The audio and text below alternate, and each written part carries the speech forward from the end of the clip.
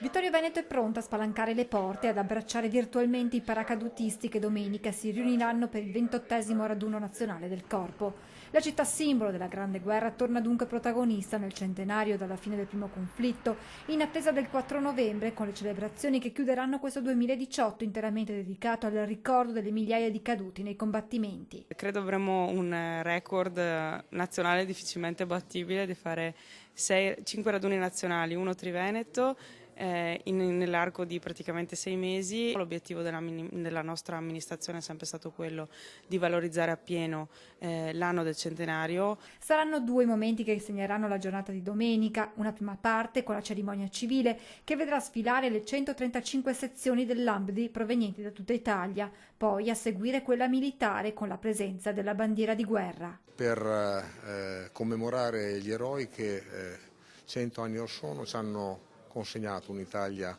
unita e indipendente.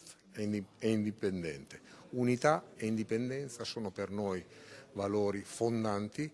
Ma il momento più emozionante sarà quando un atleta del reparto attività sportive dell'esercito si lancerà con il tricolore più grande del mondo. Io ci tengo a sottolineare il grande spettacolo che ci sarà con il lancio della tricolore più grande del mondo, 1000 metri quadrati che volteggiano sopra il cielo di Vittorio Veneto. Credo che sia non solo una cosa per i paracadutisti, ma una cosa per tutti gli italiani.